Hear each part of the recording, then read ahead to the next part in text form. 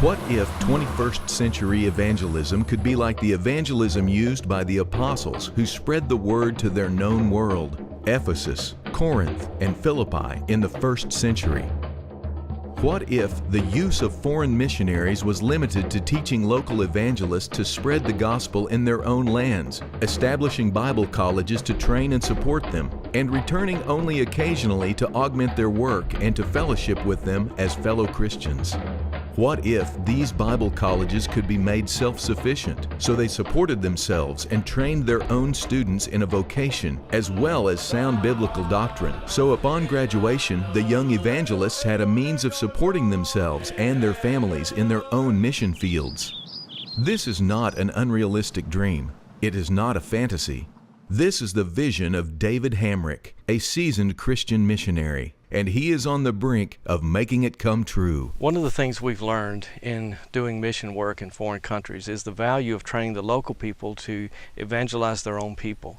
When we send Americans to foreign countries, they have to learn the language, they have to deal with cultural barriers, whereas the local people don't have that. They already know the language, they already know the culture, they know their own people, and as a result, they're far more capable of taking the gospel to their own people than Americans. Over the last 10 years, David Hamrick has successfully established 18 Bible colleges in some of the most remote parts of the world. 17 are still in operation today, reaching people who could never be reached by the traditional methods of the modern church. This isn't Kansas. Differences in culture and language can lead to sudden and unexpected misunderstandings. On one of my many trips to Tanzania, East Africa, I had the opportunity to visit a Maasai village. So we get there and the men are out hunting, and so it was just the women and children in the village, and we asked if we could see their homes or look around or whatever, but they were not very cooperative at all. And so I happened to have a small bag of Skittles candy, and so I offered them all some candy, and it was amazing. The women, everyone came over, they all got one small piece of candy, and after that they were extremely friendly and very cooperative, and actually offered to let us. They said, do you want a song, music, or do you want to look in our homes? And so we wanted music, and so you've probably seen them on television where they jump up and down as they sing, and that's what they did. It was very entertaining.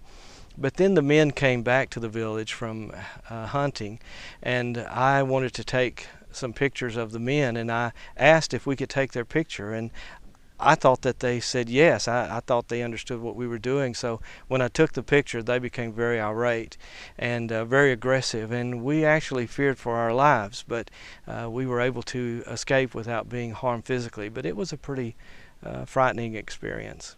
In the most fertile mission fields around the world, traditional religions including voodoo charms and idol worship are still practiced by a sizable portion of the population. These are not circumstances where short-term mission trips or outside missionaries can effectively establish and maintain churches. Even though Western-style mission campaigns result in baptisms, without the support of the local church and mature Christians, the loss of souls begin to mount up as soon as the missionaries leave. The decay of local congregations when the missionaries leave is a constant problem. It's symbolic of the jungle retaking the land as soon as the cultivation stops. Christian Global Missions has answered the call to raise the funds necessary to establish world-class colleges of preaching around the world to serve as outposts from which the gospel can be taught by local people to local people in the mission field. One of our primary objectives in developing these preacher training schools is to make them self-supportive.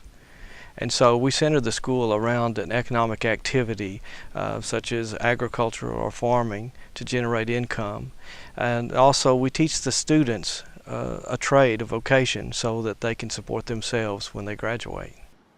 By building a self-sustaining infrastructure, the churches established today will be here tomorrow, putting an indelible mark that will be felt for generations to come. While our approach to missions may seem different to some folks, it's really not a new idea. In the Bible, the Apostle Paul wrote to Timothy in 2 Timothy chapter 2 and verse 2, "The things which you have heard of me among many witnesses, the same commit thou to faithful men, who shall be able to teach others also." And so the Apostle Paul had this idea in mind of training people to take the gospel to their own people as well. Even Paul was a tent maker to support himself. From the biblical record, the New Testament churches and local congregations were self-sufficient. There is no evidence of the apostles propping up local congregations with financial support. By providing vocational training to students, the Bible colleges equip young preachers with the training they need to support themselves and their families when they enter the mission field. As the saying goes, teaching them to fish. Making them self-sufficient doesn't make them any less academic. All of our Bible colleges are world-class institutions. As a matter of fact, we offer 2 programs. We offer a certificate program for those that are not as proficient in their English-speaking skills. And then we offer a Bible degree, a bachelor's degree in biblical studies approved by the Department of Education by the state of Georgia. We also, for those that are more capable, offer a master's degree in biblical studies for those that will become future teachers in the Bible college. The approved bachelor degree programs offered by the World Bible Institute of Georgia include hermeneutics, Greek, and the many other subjects you would expect to find at an accredited undergraduate program. It's not an easy program, and the waiting list grows all across the globe. Plans are already underway in Ghana to see the vision fulfilled by bringing the 20-year-old program at the Volta School of Evangelism into self-sufficiency. With this in mind, Christian Global Missions has purchased 50 acres outside of Ho, Ghana to expand the Volta Bible College and establish an adjacent farm. There are favorable export-import laws existing between Ghana and the United States to provide for the export of crops which are indigenous to Ghana. It will be the growing and exporting of these crops to the United States that will serve as the economic engine for the Volta Bible College. Why start in Ghana? It's a perfect testing ground for the return of first-century evangelism, and the need in Ghana is great. There's an incredible need for preachers in West Africa. There are 19 African village chiefs that have requested that a church be established in their village, but we're not able to accommodate that request because there are no preachers to send there. And so we need to train more preachers to take the gospel to those places that need it.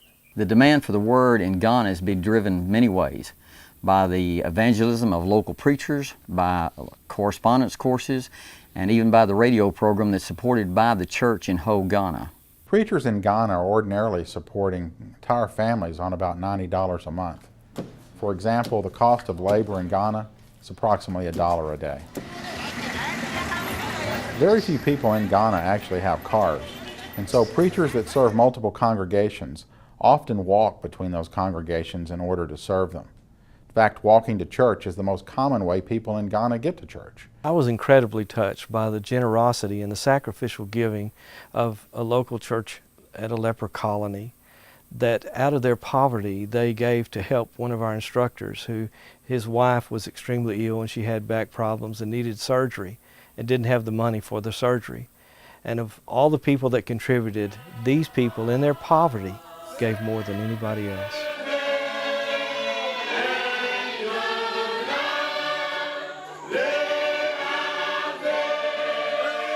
Their circumstances are often heartbreaking and their faith so strong. Although Ghana is where the plan will be fully implemented first, it is the beginning and not the end. Demand is worldwide.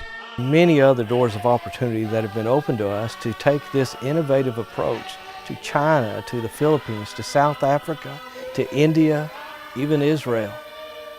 God said to take the gospel to the whole world, and through this program we can do exactly that. With your help, Christian Global Missions is ready, willing, and able to implement a new vision for self-sufficient, self-supporting world evangelism. The first-century process of evangelism has been reborn. The people of the Volta region of Ghana need your help. The lost around the world need your help. Won't you join us in this exciting adventure in world evangelism? There is quite simply no better, more efficient, or meaningful way for you to fulfill your role in carrying out the Great Commission. Will you join our cause today?